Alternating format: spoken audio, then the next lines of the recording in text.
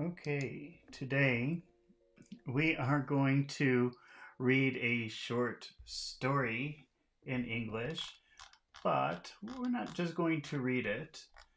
We are also going to talk about every sentence, every phrase, every word, so that we can understand the entire story as we go. So, if we are going to practice intermediate level or advanced level phrases or words that we hear in the story. But if you're not advanced or you're not intermediate, don't worry because, like I said, we will explain everything that we read in very simple English. So even if your level is pretty low, you will be able to understand or follow most of the story. So don't worry about that. Okay, so let's get started with our story today, which is That's What Friends Are For. Wait, let me just adjust this. Oh, and I also want to. I'm sorry, just 1 second here. Oh. Well, you see now that I'm glad that I did this because I was adjusting my screen so I could see the comments, and I already have a comment. Hadi Hassan Atari says hello. Hi, Hadid. We're just about to get ready with the story here, which is That's What Friends Are For. All right. Actually, I don't know if you have ever seen this phrase before. That's what friends are for. But it is actually a pretty common phrase that people use. If you have a friend and your friend helps you and you say thank you to your friend, this is usually how your friend will respond. Oh, that's what friends are for. So that's usually when you use this phrase. Thanks. Don't mention it. That's what friends are for. So that's the title of our story. That's what friends are for. Based on that, what do you think this story will be about? Friends helping each other is certainly what this story will be about. Okay, now let's start reading. You couldn't find two better friends than Stanley Emmons and Joe Harley. They've grown up together and gone to school together and had always been inseparable, and there was nothing that they wouldn't do for one another. So Stanley and Joe are extremely good friends. They have been good friends for their entire lives. As Joe always puts it, that's what friends are for. Now here we have our first interesting phrase or word, which is the word put. I'm sure that you know the word put. But here it means something like explain. And we're going to practice it. We're going to practice using put in this special way. But first we have to finish this very long paragraph. But then don't worry, we will go back and we will actually see how we can use put, meaning explain. So let's get back to the story here. So as Joe always put it, that's what friends are for. And Stan agreed wholeheartedly. Wholeheartedly. That's going to be another word that we practice today, wholeheartedly. Actually, let me just bring that up here. Where are we? So first we have let me put it to you like this, which means let me explain it. But then we have this word wholeheartedly, which means 100% or complete. Okay, and you could maybe understand that by looking at the word whole, which means everything, all things, and heart. So what wholeheartedly really means is with all of my heart. But don't worry if you don't fully understand it. We're going to practice it in a few minutes, but let's just read through the paragraph first. But it says that Joe agreed wholeheartedly. That means he agreed 100% with all of his heart. He agreed wholeheartedly with Stan. When Stan says, that's what friends are for, Joe agrees wholeheartedly. Okay, they even worked in the same place, the Griggs Chemical Laboratories. And it was here that the tragic event occurred. So Stan and Joe even work at the same company. And something very horrible is going to happen at this company. That's why they say the tragic event occurred. Well, let me get rid of wholeheartedly here. Okay. A terrific explosion was followed by a roaring fire, which swept through the building.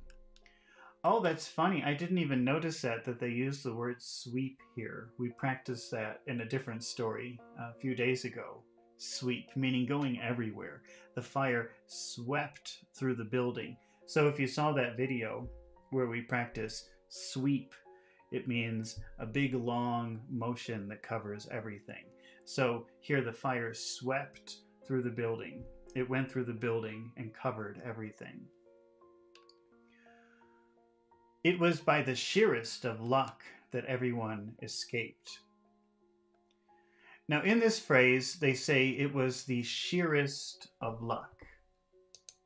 Okay, and this word sheer means nothing but. It's an interesting word. We're going to practice this word sheer, but not right now. Let's finish the paragraph first. So it means nothing but luck. The only reason they survived, it was because of the luck. It was the sheerest of luck. All right, so it was the sheerest of luck that everyone escaped. It was only because of luck that everyone escaped. Everyone except one person. One person didn't escape from the fire. Joe Harley hadn't emerged from the flaming building. So Joe Harley didn't come out of the building. This word emerged just means like come out. Okay. Joe didn't come out of the building. No one saw him leave the building. When it became known, several men tried to hold Stanley Emmons back, but they were unsuccessful. So when people understood that Joe hadn't left the building that was on fire, his best friend Stanley, he tried to go into the building to take him, to save him, to rescue him. And people tried to hold him back. And this is a phrasal verb. And we're going to practice this phrasal verb. Hold back means prevent from going forward. So Joe's trying to run forward to go into the building, but people held him back. They prevented him from going forward. But we'll practice hold back in just a minute, I promise. Okay, so let's see. Several men tried to hold Stanley Emmons back, but they were unsuccessful. Stan broke away. Break away is another phrasal verb. We won't practice this one today, but break away means escape. It means like escape. So Stan escaped when they tried to hold him back, prevent him from moving forward. He escaped. He broke away. Stan broke away into the fiery pyre. Nobody thought they'd see him again. But at last he emerged. So remember, emerge means go out. He came out. He came out of the building. He emerged from the building, with the body of his friend slung over his shoulder. So this is shoulder, and sling is this motion. So he found his friend who was in bad condition in the building, and he slung him over his shoulder and then carried him out. Stanley went into the burning building. He found his friend, and then he left the building with his friend slung over his shoulder. He was badly burned. But Joe was dying. For a while, he recovered consciousness in the hospital to find Stan himself swathed in bandages. So swathed means covered, And in case you don't know what bandages are, I'll just show you a picture. Let's see, let me just Google something here really quickly.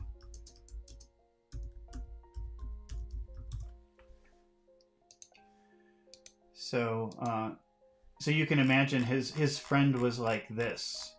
These white coverings are bandages. So his friend Joe, or Stan, was swathed in bandages, but Joe was in the bed dying.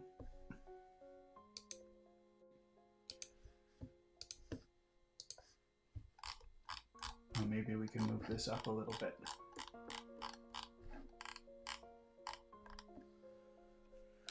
Okay, so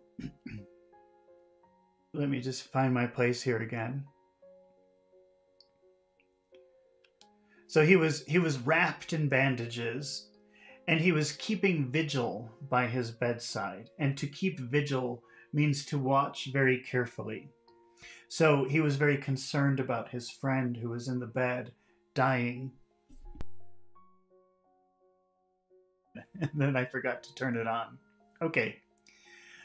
The first phrase or word that I want to talk about is the verb to put.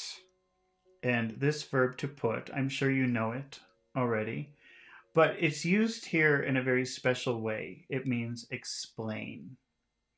And this is a very common way to use to put something. Okay, but I've never seen it in an English class. This is just something, when I was reading the story, I thought, oh wow, this is very common, and we never talk about it in English class. So I thought this would be a very good thing to practice today, and that is to put something in a way, which means let me explain it. Okay, and the time that you use this is when either something is very complicated and difficult to explain, so you want to use very simple language, or you want to use something that will make it easy for the person to understand. You say this phrase, let me put it like this, let me put it this way. And this is a signal that I'm going to try to explain this to you in a way that will be easy to understand. Now, another time when you use this is when you are afraid that you will hurt someone when you say something. So when you're afraid to say something, so you want to say it in a very soft, gentle way. So let's see. Let's try a situation here. Okay, Mike wants to quit his job, but he has a very strong relationship with his coworkers and his boss.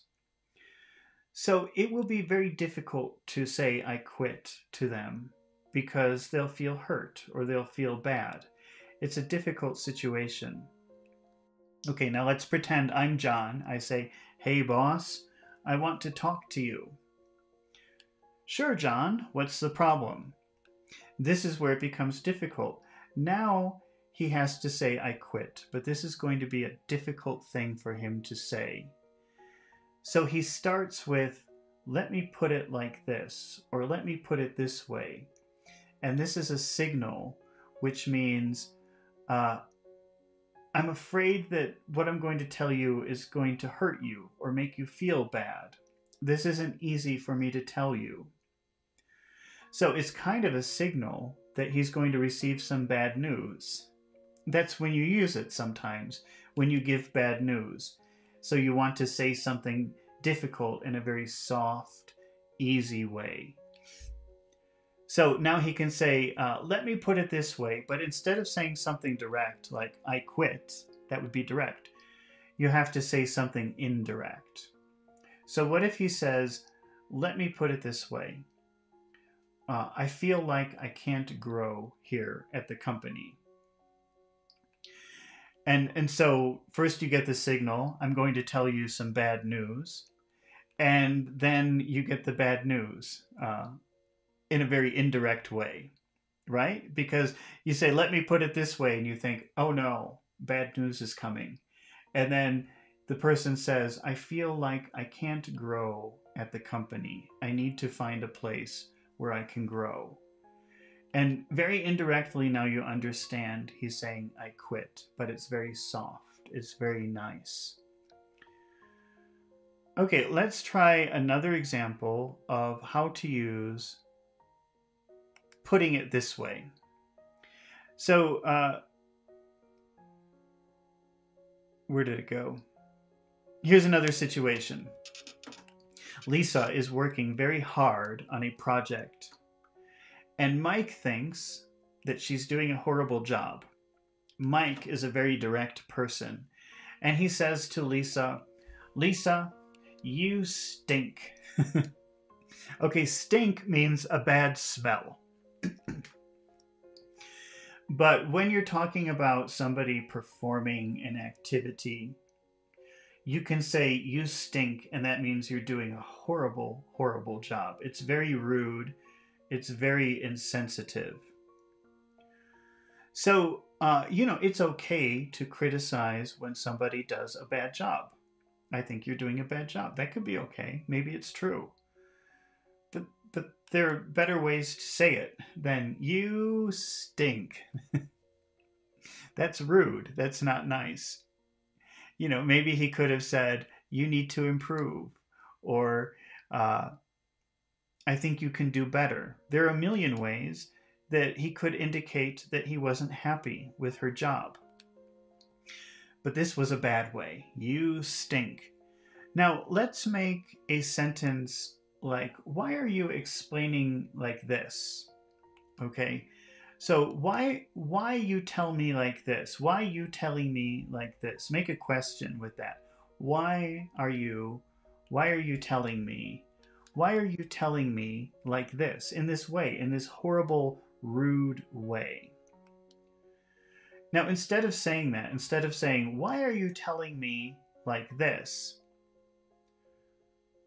What we could say is, why are you putting it to me like this? And that means, why are you saying it in this way? Why are you putting it to me like this? Why are you being rude? Can't you think of a better way to say it? Okay, because this is such a common situation, let's try another way of using put in this way, which means explain. Here is a situation. All of the students in the class like their teacher. Can you make a why all the students in the class like their teacher question? Why do all of the students in the class like their teacher? And here's the reason. Because he explains things in easy and simple ways, in ways that they can understand. How can we use put here? Remember, put means explain something difficult in a simple, easy to understand way. Because of the way he puts things. They like their teacher because of the way he puts things. And that means because of the way he explains things in a very easy and simple way. They like their teacher because of the way he puts things. He explains things in a way that is easy to understand. And by the way, if you like the way I put things, make sure that you subscribe to my channel so that the next time I decide to put it to you, you'll see my video. Also, if you like the way I put things, be sure to help my channel and press the like button. Okay, now let's go back to see how they use how to put things in this paragraph, to see if it makes sense. They've grown up together and gone to school together and had always been inseparable, and there was nothing that one wouldn't do for the other. So they were very good friends, and they would always do anything for each other. Joe always put it like this. That's what friends are for. So Joe put it like this. That's what friends are for. That's how Joe explained their relationship. That's how Joe explained their friendship. Okay, so Hadi Hassan says, when nothing seems to be happening, make a stink. I don't know if that's when you make a stink means make a lot of noise because you're angry or upset about something. So you could say, Hadi Hassan, you could say, Hadi Hassan went to the restaurant and the waiter was very rude. So he made a stink, which means he yelled and he screamed and he made a big scene in the restaurant complaining that the waiter was rude. That's what make a stink means. But yes, that's another phrase that you can use with stink. But stink is very commonly used for things that are horrible. So if you say, that movie stinks, that means that movie is horrible. Or when you say, you stink, what do you like to do on your free time? I like to play the piano. Oh, are you good? No, I stink. That means I'm horrible. That's very common to use it that way. Okay, now let's take a look at another very interesting and useful word that is used in the story, in this paragraph, which is wholeheartedly. So now you know that the word whole means entire. Oh wait, let me put it up here. Wholeheartedly. Now we know that the word whole means entire or 100%. And we know what a heart is. That's this organ here. But we always use heart to talk about how you feel about things. So this word wholeheartedly means with all of your heart, with 100% of your heart. And it's a pretty common word. And it's used a lot with the verb to agree. When you say, I agree wholeheartedly, that means I agree with all of my heart. I agree with all of my heart. A very common phrase. That means I agree 100%. I agree wholeheartedly. Let's practice using wholeheartedly to see how it works. Here is a situation. John helped Lisa on a very special project. It took him a lot of time to help her. It also took a lot of work to help her. And she understood that it was a very nice thing that he did, and she appreciated it. Let's make a what Lisa do when project finished question. What did Lisa do? What did she do? What did she do when the project? What did she do when the project was finished? And here's the answer. She thanked him. Okay, so she thanked him when the project was finished. Now, we can say she thanked him very strongly. She thanked him very strongly. Or she thanked him with all of her heart. And we say with all of her heart because she feels, she knows that he spent a lot of time and work with her. She understands that and she feels it here. So she thanked him with all of her heart. Or what word can you use that means with all of your heart? She thanked him wholeheartedly. She thanked him wholeheartedly. So that's a situation when you can use wholeheartedly. Let's try another one.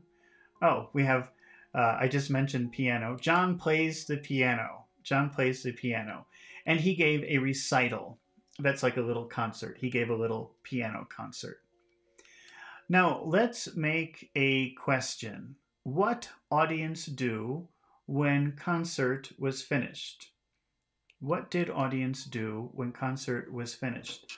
What did the audience do when the concert was finished? And the answer is that they applauded. They applauded. They applauded 100%. Okay. They applauded because they really felt it. They applauded with their hearts, with 100% of their hearts. They applauded wholeheartedly.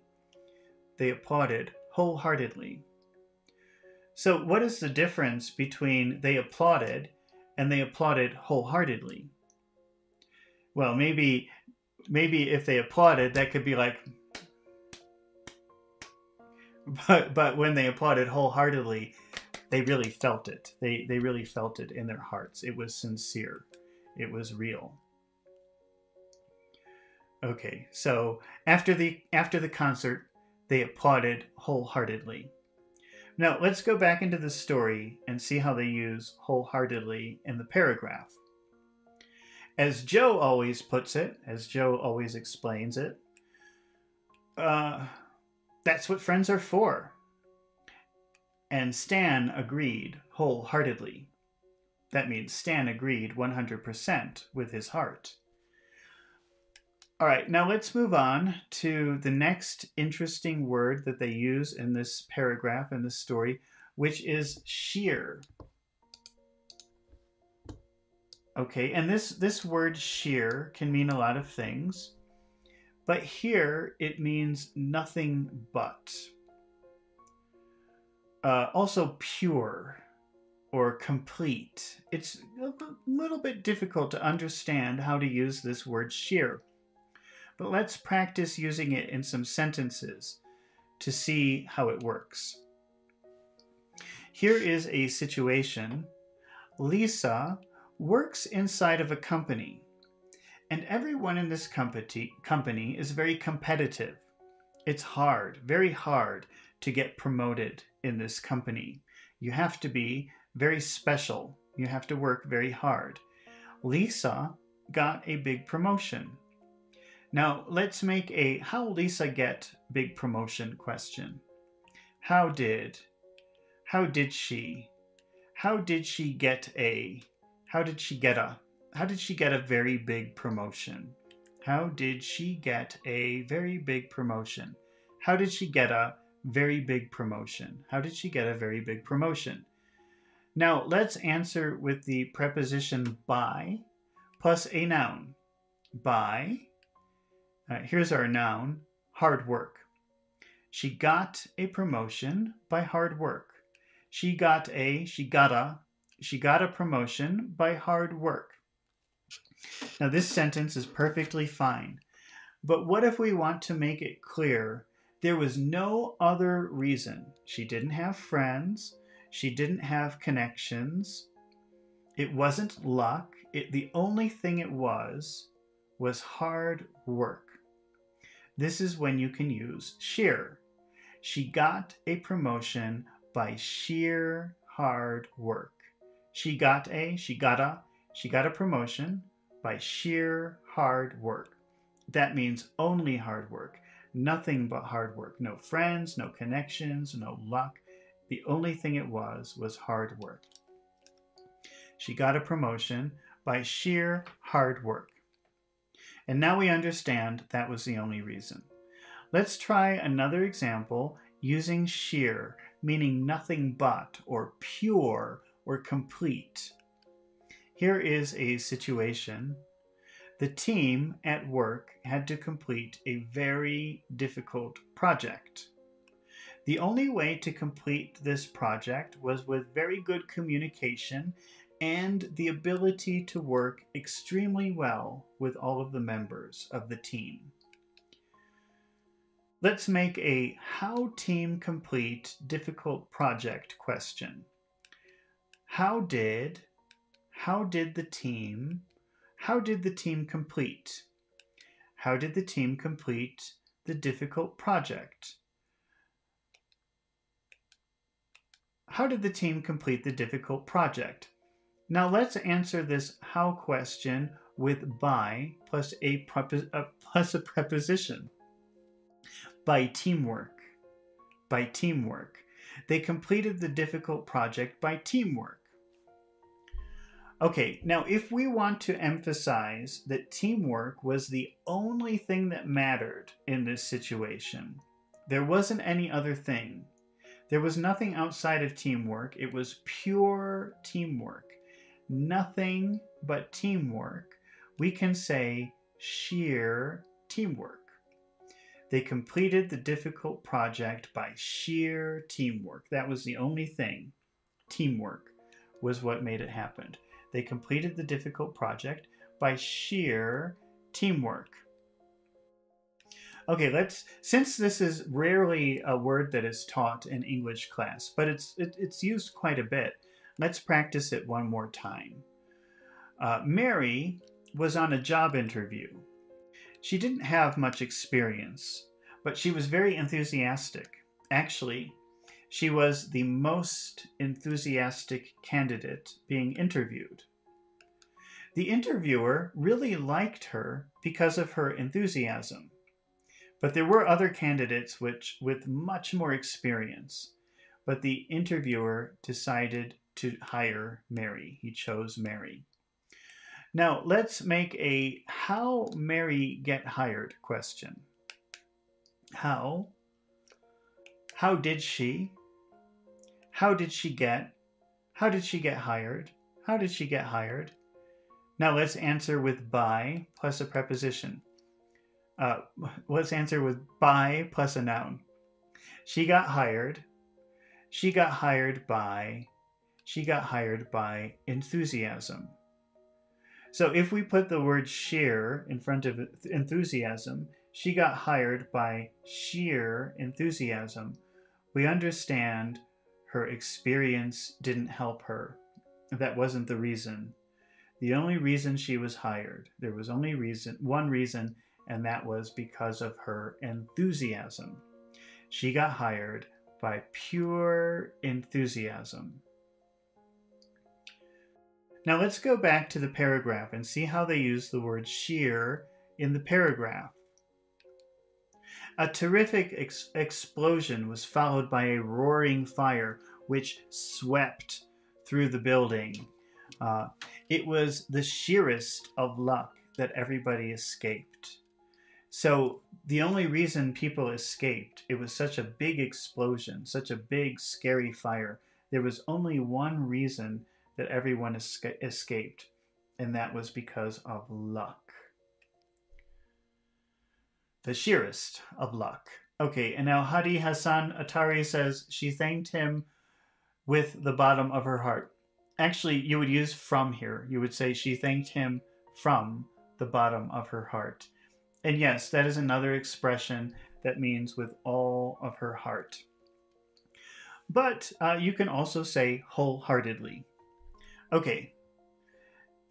Now we have a phrasal verb to practice here from this paragraph. This is a pretty long paragraph. And that phrasal verb is hold back.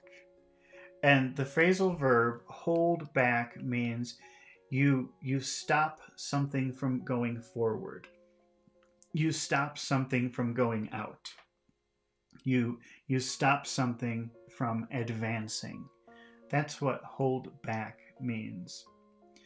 Let's see how we can use this in a situation to better understand the phrasal verb hold back.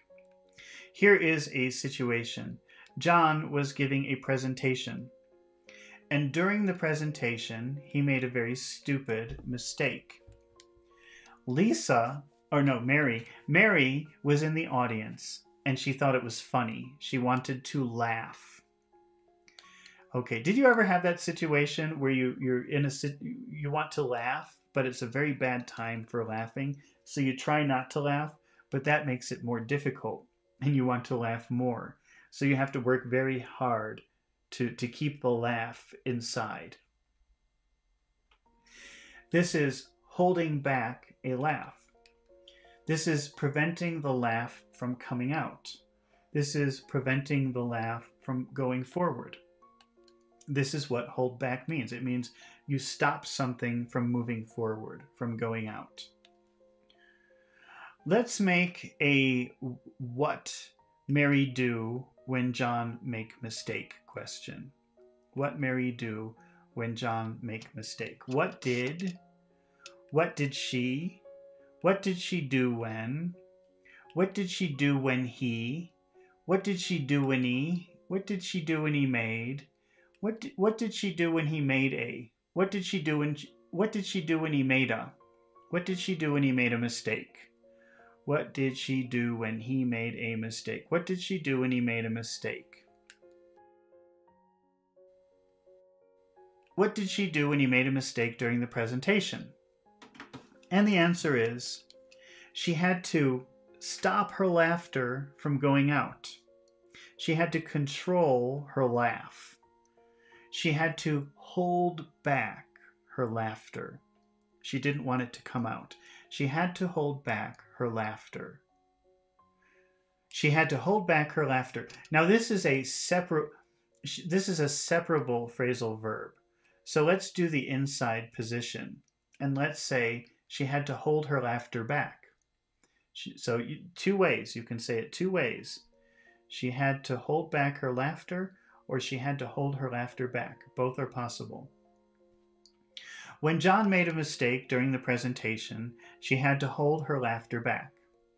That means stop it from going out. Okay, let's try another situation where we use the phrasal verb hold back, meaning stopping something from escaping, stopping something from moving forward, stopping something from going out.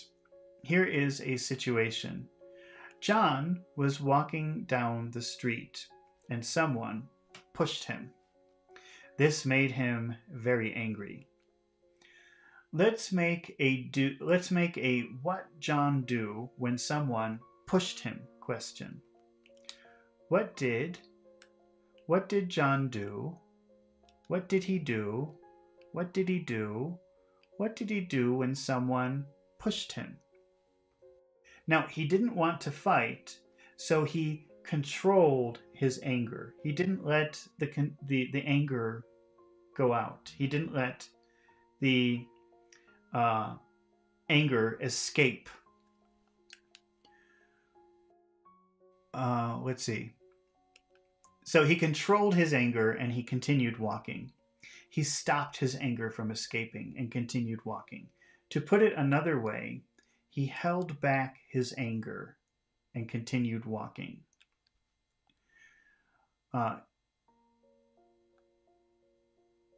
Now, hold back is a separable phrasal verb. So let's do the inside position. He held his anger back. He held his anger back. He held his anger back and kept walking. Speaking of holding back, I want to tell you now, don't hold back. If you're watching this, press the like button. Let that come out. Just press it. Go ahead. Also, don't hold back if you like this video and subscribe to my channel. Okay. Let's see. Hadi Hassan Atari says, utter and can you replace utter and sheer? In this situation that we're talking about, yes, you could replace utter and sheer. Stark would not work. Could work. I think it means something a little bit different than utter and sheer, but I guess you could use stark in these situations also. Okay, now let's take a look at how hold back is used in our story. When it became known that his friend was trapped in the building that was on fire, several men tried to hold Stanley Emmons back so that this is really a physical, real, literal prevent from moving forward, stop from moving forward. Because when Stanley realized his friend was in the building, he wanted to run into the building to rescue him, to save him. But some people stopped him from moving forward. They held him back.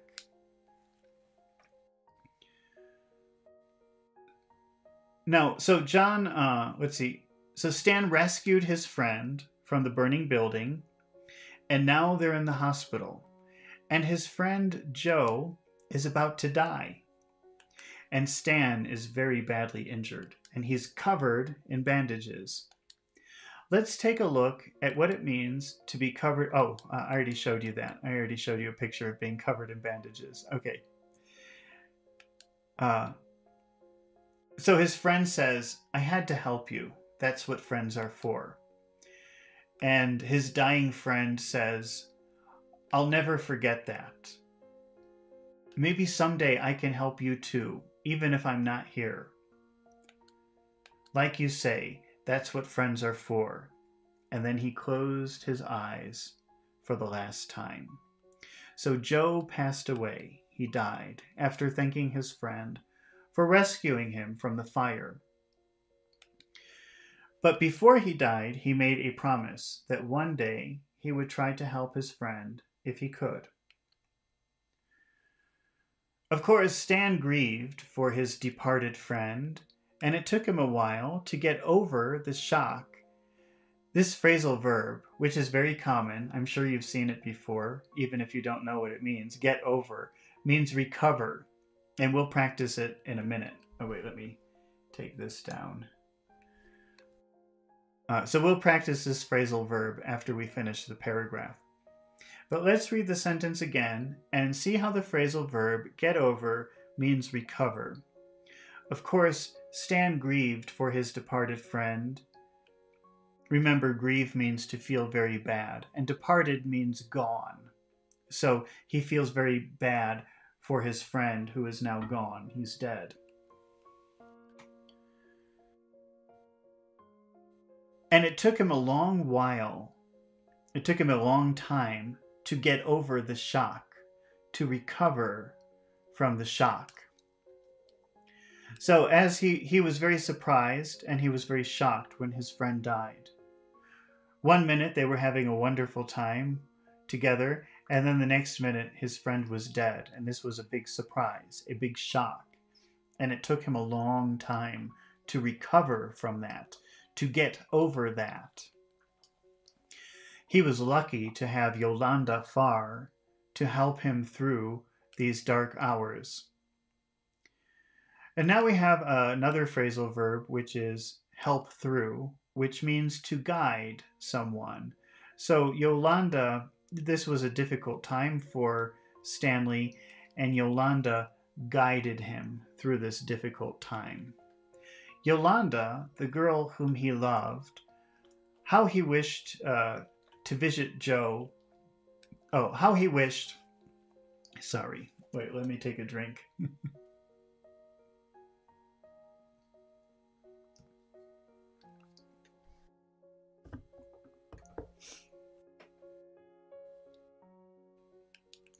Yolanda, the girl whom he loved, how he wished that Joe could have lived to attend their wedding. But they did spend an ecstatically happy honeymoon, taking a motor trip, during the course of which they stopped off for a visit at the home of Stan's great aunt Mary. So Yolanda helped him through this horrible period. She guided him through this horrible period. And then they got married, and he felt bad that his good friend Joe could not see him so happy, that he couldn't be there at the wedding. And they decided to visit Stan's Aunt Mary on the way during their honeymoon. Now that that's the end of the paragraph, let's practice using this phrasal verb, get over. The phrasal verb get over means recover, and it's really common that we use this phrasal verb get over in many different situations where we could use recover. Here's a situation. John invited Mary to a party, but Mary said no to that invitation. She refused that invitation. We can use a phrasal verb here which means refuse, which is turn down. Mary turned down the invitation. She turned down the invitation. Let's make a why turn down invitation. Why refuse invitation? Why did she? Why did she refuse? Why did she turn down? Why did she turn down the invitation? Let's see. So now we have our question. Why did she turn down the invitation? Let's change that to reported speech. Let's make that a reported speech question. John asked her. John asked her why. John asked her why she had turned down. John asked her why she had turned down the invitation. This is how Mary answered, because I need to recover from my cold. I need to recover from my cold. What is another way that you can say recover? I need to recover from my cold. I need to get over my cold, my sickness, my illness. I need to. So she's sick, and she's sick, and she prefers to stay in bed, and get better and improve than go to a party. I need to recover. I need to get over my cold. Can you change that to reported speech? I need to get over my cold. How would you change that to reported speech? She said that she needed. She said that she needed to get over. Get over. Get over. She said that she needed to get over her. Get over her. She said that she needed to get over her cold. Get over her. Get over her. Get over her. Get over her cold. She said that she needed to get over her cold. All right, let's try another example of using get over, meaning recover. Here is a situation. John and Mike used to be very good friends, but now Mike is very angry with John. The reason is John is dating his ex-girlfriend. First, let's make a why Mike angry question. Why is Mike angry? Why is Mike angry with John? Why is he angry with John? And the reason is John is dating his ex-girlfriend. John is dating his ex-girlfriend. Mike is angry with John because John is dating his ex-girlfriend. Okay, so John doesn't like this situation because in the past they were very good friends. He wants Mike to recover from this anger. He wants Mike to move past it, recover from the surprise of, you're dating my ex-girlfriend? That was a big surprise that he didn't like. But a lot of time has passed, and now he wants him to recover from this. And this is a very common way of using get over. You might have seen people using this expression, get over it, meaning stop thinking about it, move on, recover from it. Okay, you didn't like it, but it's finished. Move on, do something else, recover, get better. Stop being angry about it. So, and that's a very common way of using get over. Get over it. Now that is a direct quote. Get over it. How would you, and it's a command. It's an imperative. How would you change that to reported speech? How would you add John told Mike? John told Mike to get over it. That's how you would do it in reported speech. John told Mike to get over it. Get over it. Okay, let's see.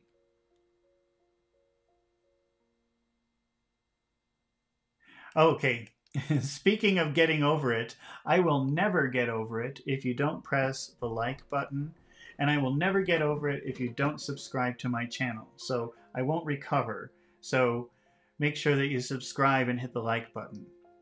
Okay, now let's get back to the story. The house enchanted Yolanda. Do you remember, if you were watching my another video, we did a story the other day called The Enchanted Lake. So we've already talked about this word enchanted, which means like magic. So when you see this word enchanted, that always has something, it always has the meaning of magic in it.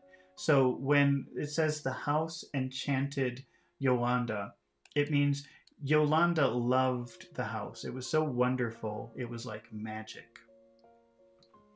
The house enchanted Yolanda, an old mansion dating back to revolutionary times, with a huge, majestic staircase which wound upward gracefully. So it was a beautiful old house, and Yolanda really loved it, and it was also a very large mansion. A mansion is a very large house. It also had a very big staircase. But the very first night there, Stan had a disturbing dream. On their first night, Stan had a very bad dream. In it, he was standing beneath, and beneath is a word we just practiced in another video. It means under, and it's very common, but for some reason, a lot of people, even intermediate and advanced people, are not familiar with that word, beneath. Beneath means under. So he was under the stairs. He was under the big staircase. And Joe, so this is in his dream, and Joe was there pulling at his arm, pleading with him to move from the spot. This word plead is similar to beg, if you know that word. It means please, please, please do it. So when you plead with someone, you're saying, oh, please listen to me. Please do this thing. That's what plead means. So Joe was telling him, please, please move from this area. Move from the stairs. Don't stand under the stairs. This is in a dream. Apparently, he was trying to warn Stan of something. But Stan won't listen. He struggled. As Joe strove to drag him away, so Joe in the dream was trying to pull him from under the stairs, but Stan wanted to stay under the stairs. All right, in this paragraph, they use the word apparently. And apparently is a pretty common word, but over the years, I've seen that many students don't use it at all or are very confused by its meaning and use it the wrong way. So let's practice using this word apparently in a sentence. Let me just put it up here. Apparently. So you might know it, but I see a lot of people don't understand this word very well. So now let's practice using apparently in sentences, but we will compare it with another word. Let's compare it with the word actually. Now, apparently you use when you think something is true, when you guess something is true, or people tell you it's true, but you're not sure if it's true. So this word apparently is about doubt. You use apparently when there is some doubt. And you use the word actually when you want to tell somebody an interesting fact. It's like saying, oh, you didn't know this, or you probably don't know this. This is probably new and interesting information for you, but... Okay, let's try using it. So let's imagine that Lisa wants to go to the store. It's pretty late. It's 9 p.m. It's 9 o'clock at night. And she believes the store closes at 10. When she arrives at 9, the store is closed. Now, let's make a why not Lisa go shopping question in the past. Why not? How would you make a why not Lisa go shopping question in the past? Why didn't she? Why didn't she go? Why didn't she go shopping? And here's the answer. The store closes at 9. That's the reason. Because the store closes at 9. Okay. Now, what if Lisa goes to the store and it's closed and she thinks, no, the store closes at 10. But that's a contradiction because the doors are closed. Maybe something is wrong. Okay. But now she has new information. Wait, I'm reading, I'm just talking now without reading, and I've already written everything out in a carefully explained way. Let me go back to my words that I wrote. So, the store is closed, but Lisa doesn't think that it's because they close at 10, or they close at 9. She thinks there's a problem. Something is wrong. This is not right. The store shouldn't be closed, but it is. So now she can say, apparently. Apparently, the store closes at 9, which means it looks like the store closes at 9, but I don't know. That doesn't seem true to me. That doesn't seem right. I guess the store closes at 9. So this word apparently puts a lot of doubt. Like, this is how it looks, but I don't think it's true. Apparently, the store closes at 9. So you say it because you don't believe it. Something else is wrong, maybe. Okay, let's use what if when she arrives, she sees a sign and it says closing at 9. Now this is new and interesting information, actually. So what word can you put in front of the sentence which means, well, this is a surprise, this is new, this is something new and a surprise, something I didn't know before? Actually, the store closes at 9. Actually, the store closes at 9. She didn't go shopping because actually the store closes at 9. Like, hey, you didn't know that, but the store closes at 9. You thought something different, but you're wrong. The store closes at 9. And if you say apparently the store closes at 9, that's like, well, it was closed, but it doesn't look right. I don't know. It seems wrong to me. Okay, let's try another example, comparing apparently and actually. Here's a situation. Mike and John want to play soccer in the park, but they decided not to play soccer in the park. How will you make a why not play soccer question? Why didn't, or let's do it in the past. Why didn't they play soccer in the park? Here's the answer. It's going to rain. Now, what word can you put in front of that phrase which means, wow, this is a surprise. This is new information. This is something that we didn't know before. Actually, it's going to rain. You would use actually. That's like, hey, here's some surprise information for you. Actually, it's going to rain. That actually is a signal. I'm going to give you some information you didn't know before. They didn't play soccer in the park because actually it's going to rain. Now let's use the same phrase, it's going to rain. And what word can you put in front of that which means, well, that's what people are telling me, but I don't really believe it?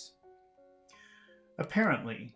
Apparently it's going to rain. That means people are telling me, but I don't know, it doesn't look like it's going to rain. The sun is shining, the sky is beautiful. But apparently it's going to rain. They tell me, it's like saying they tell me. They tell me it's going to rain, but I don't believe them. Apparently it's going to rain. Okay, let's go back to the story and see how they use the word apparently. He was standing beneath the big staircase. And remember, beneath means under. So he was standing under the big stairs. And Joe was at his arm, pleading with him. Please, please move from this spot. That's pleading with him.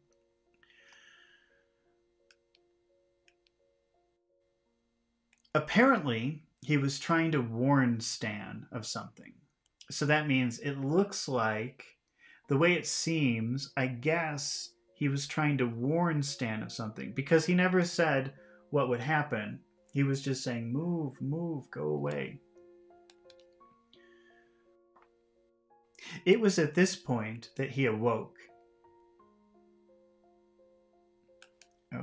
That he awoke in terror. So Stan woke up and he was very scared.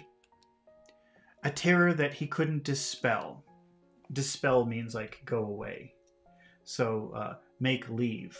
So a terror that he couldn't, a fear, a feeling that he couldn't make go away.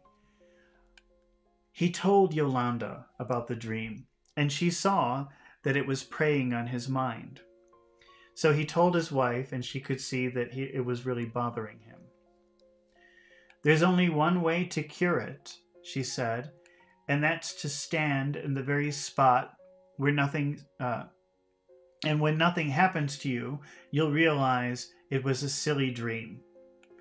Okay, so now his wife is seeing that he's very afraid. And the only way to stop this is to go downstairs, to stand under the stairs, and see that nothing will happen. Despite his objections, she grasped him firmly by the arm and led him to a point directly beneath the overhanging stairs. So again, we have that word beneath, which means under. And so she took him down. Actually, wait, let me see. In another story, we learned the phrase against his will. And I don't know if you saw that video, but in that video, we talk about this phrase against your will. That means you don't want to do something. But the difference between against your will and I don't want to do it is when you say against your will, that means no, I'm not doing it. Don't make me do it. But the person forces you to do it. So she took him downstairs against his will. You can imagine that she's taking him and he's saying, no, I don't want to go. That's against his will. All right, where are we here? So the wife makes him stand under the stairs to show him, oh, it's stupid for you to be afraid of this. There's nothing to be afraid of. And now they're standing under the stairs. You see, she asked, nothing's happening. Nothing's happening, is it? After all, how could anything as strong as that ever come down? So it's a big old staircase, very solid. And she's saying, it's so strong, it could never fall. It's a ridiculous dream that you had. Shamefacedly, so shame, that means when you're embarrassed. So on his face was shame. Shamefacedly, Stan admitted, yeah, you're right.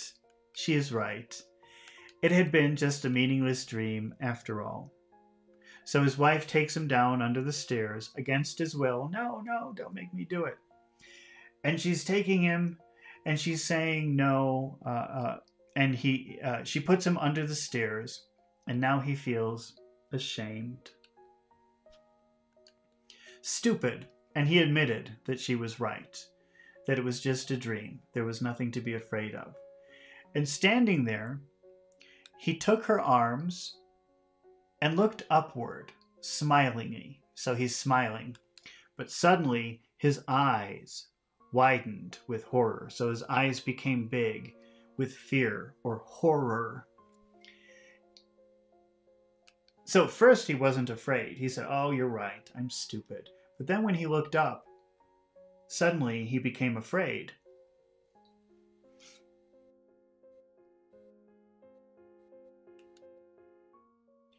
At the point where the ceilings joined, the underneath part of the stairs cracked and was spreading and spreading.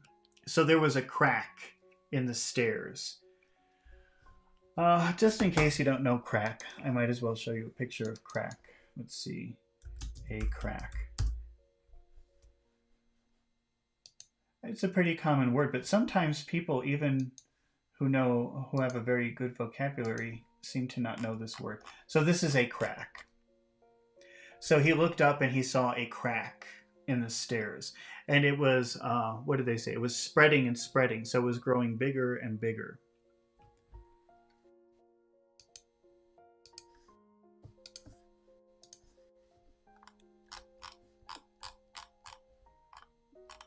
Let me just bring this up. All right, at that point where the ceilings joined the underneath part of the stairs, a crack was spreading. It was getting bigger and bigger. It was growing. So there was, now let's see. There was just time to knock Yolanda out of the way in a desperate flying tackle. So when he saw that the stairs were about to fall, he pushed his wife from the stairs to save her. With a mounting roar, the stairs collapsed. Tons of debris raining down with a crash that sounded like an explosion. So the stairs fell into many different pieces, and they fell down. They made a lot of noise. Death had gauged them by the breadth of a hair. So a hair's breadth, that's like the thickness of a hair. So they were this close. Oh, can you see? They were this close to death. Like, but imagine this is like the width of a hair. So death had grazed them by the breadth of a hair. But they were alive, with many years before them. So they both survived. They didn't die, and now they can enjoy many years together. He shakily helped his bride to her feet. Stan seemed to hear the echo of a beloved voice whispering weakly. He heard the soft voice. So they're safe. They survived. They didn't die. But then he heard a voice, a soft, weak voice. Maybe someday I can help you too. Even if I'm not here, that's what friends are for. So it seems like the ghost of his friend saved him from dying because he had that dream. Okay. Well, that was the end of the story. So I hope you enjoyed today's lesson, and we will do another one very soon. And thank you for watching until the end. I will, as usual, I will cut this up into pieces. So if you want to practice these words later individually, you can. And thank you very much for watching. And I'll see you again. Goodbye.